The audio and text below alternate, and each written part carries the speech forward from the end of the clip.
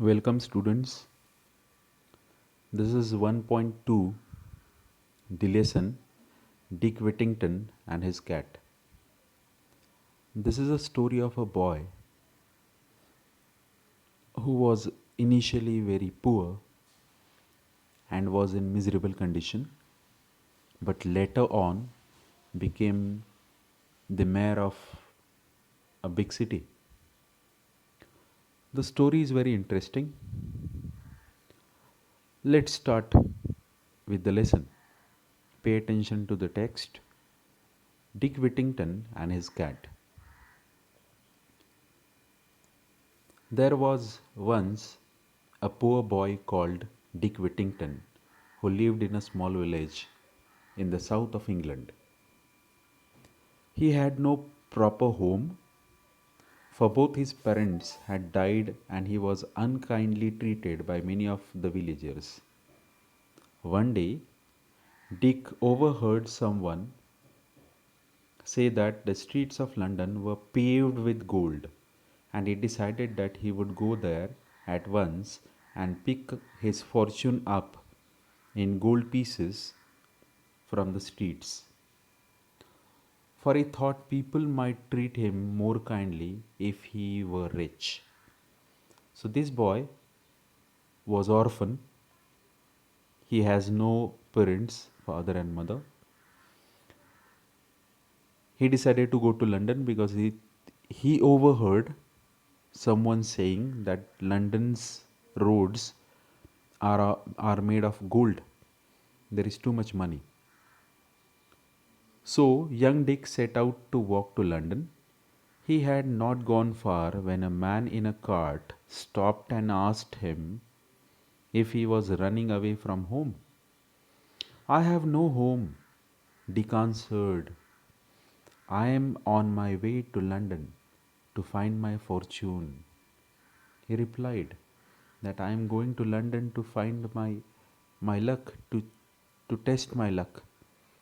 I am going to London myself, said the carter. Jump up here beside me and we will journey together. So they both started their journey towards London. They arrived in London just before nightfall, and the carter left Dick and made his way to an inn. So Dick was left on the road, and the carter went into the hotel. Poor Dick stood alone and looked around him in dismay, in great disappointment. Where was all that fine gold? Because you observed that the roads are not made of gold. All he could see were dirty streets and lots of unfriendly people. He had nowhere to sleep, and in the end, he spent the night in the corner of an alley where he hoped he would come to no harm. So he spent somehow his night in open space. The next morning, Dick woke up cold, miserable, and very hungry. He wandered around begging for food, but again and again people shouted at him, go away, you lazy fellow! Be off with you! And aimed angry blows at his head. At last he collapsed in the street and lay there, too weak to look further for food. By chance, Dick had fallen in front of a house belonging to a rich merchant called Mr. Fitzwarren. The cook was trying to drive Dick away when Mr. Fitzwarren returned home from inspecting his ships. He stopped and said to Dick, why don't you work if you need food? I would work, said Dick, but I know nobody who will give me anything to do. Take him into the kitchen, Mr. Fitzwarren ordered the cook. Feed him first and then find some work for him. So Dick was given a home and a living. He had a small corner of the attic that is a small place under a roof, to sleep in, and his job was to help the cook with all the pots and pans in the kitchen. Dick's life should have been much better than before, but he still had two difficulties to face. The first was that the attic he slept in was overrun by rats and mice. All night they scampered all over him and kept him awake. They were jumping from here and there. Rats. After a time, he solved this problem by saving the few pennies he was paid and buying himself a cat. So he came up with a solution. He bought one cat. In no time at all, the cat chased away all the rats and mice, and Dick was able to sleep peacefully. The other difficulty, which was not so easy to overcome, was the cook's bad temper. The cook was used to get angry. She shouted and screamed all day and would scold Dick and hit him with a wooden spoon, even when he was working as hard as he could. One night, Dick decided he could he could stand it no more. He decided that he cannot suffer too much because the cook was troubling too much. Early the next morning, before the cook was up, he set out with his cat to seek his fortune elsewhere. So he decided to leave the city. The two of them walked as far as Holloway on their way out to London. Then Dick sat down on a stone to rest. It was the 1st of November, All Saints' Day. That is a celebration, religious celebration, and church bells were ringing. As Dick sat and listened, it seemed they were ringing out a message for him, and he heard some message. Turn again, Whittington, turn again, thou worthy citizen. Thou, that means you are a worthy citizen, a good citizen, Lord Mayor of London. Lord Mayor of London? Said Dick. I should like to be Lord Mayor and ride in a fine coach. I can put up with a few scoldings. He said that I can tolerate some scoldings from the cook if that is what is in store for me. So Dick and his cat retracted their steps to Mr. Fitzwarren's house. Luckily, they were able to slip back before they had been missed. Now, Mr. Fitzwarren used to send ships far across the sea to trade with other countries. He would load a ship with goods for the captain and ship's crew to sell in faraway places, and then they would bring back goods that could be sold at home. One day, he called his household together and he said, I am sending a ship to the African coast to trade. He said, would any of you like to send something of yours on it? You can then share in the profit if the voyage is successful. So he gave an opportunity to earn money. Everyone produced something except for Dick, who had nothing to offer because Dick was very poor boy. Have you nothing of your own, Dick? Asked Mr. Fitzwarren kindly. And Dick replied, only my cat. He said that I have only my cat. Then let your cat go on the ship, said Mr. Fitzwarren. His daughter Alice said, Dick loves his cat. Let me put something in for him.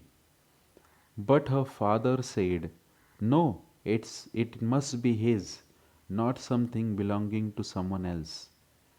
So Dick fetched his cat and said goodbye to it sadly. The captain of the ship was delighted, for the cat was an excellent mouser, and so he had no trouble with rats and mice on his voyage. The captain felt very happy because that cat was a great killer.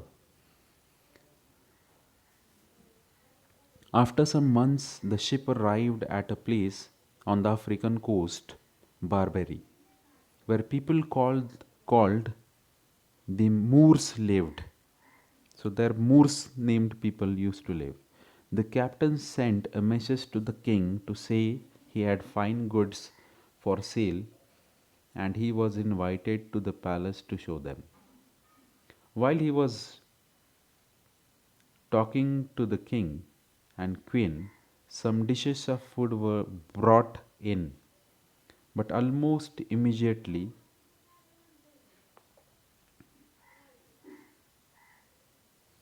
rats and mice ran up, and before the captain's eye, ate all the food. The captain was astonished and asked if this was what normally happened.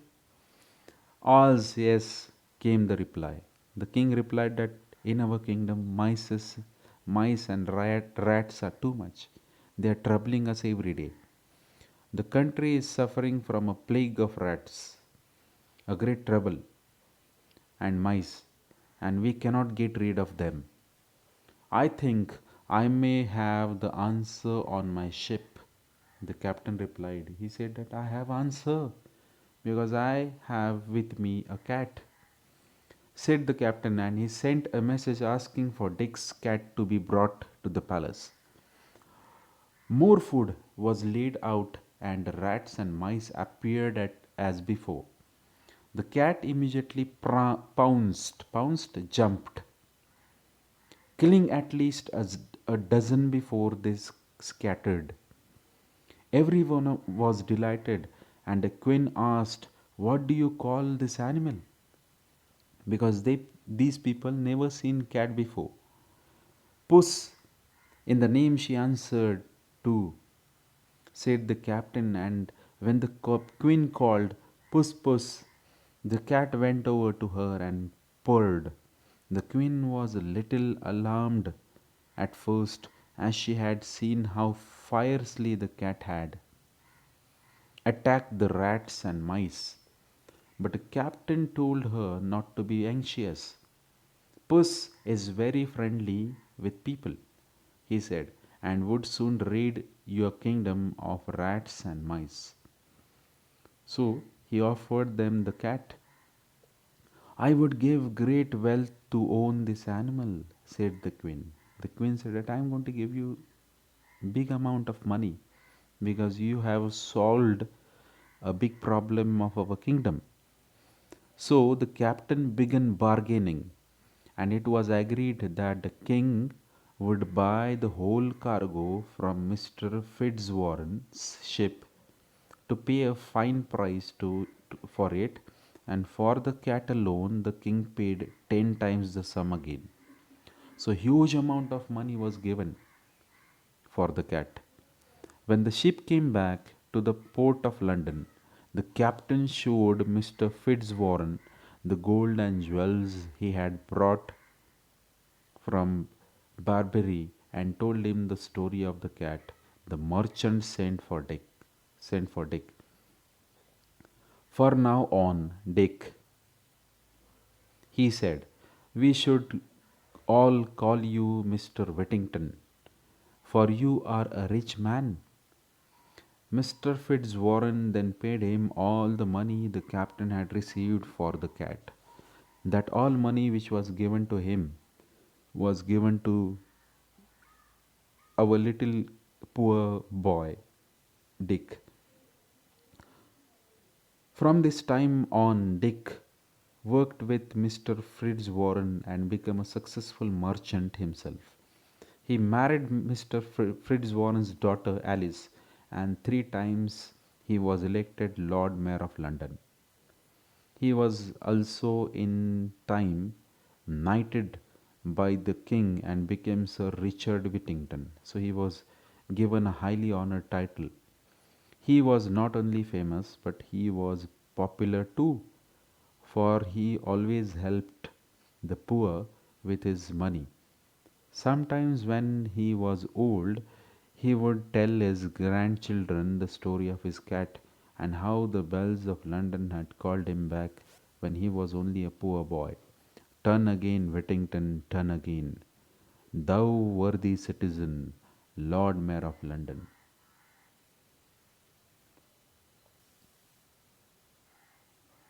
Thank you.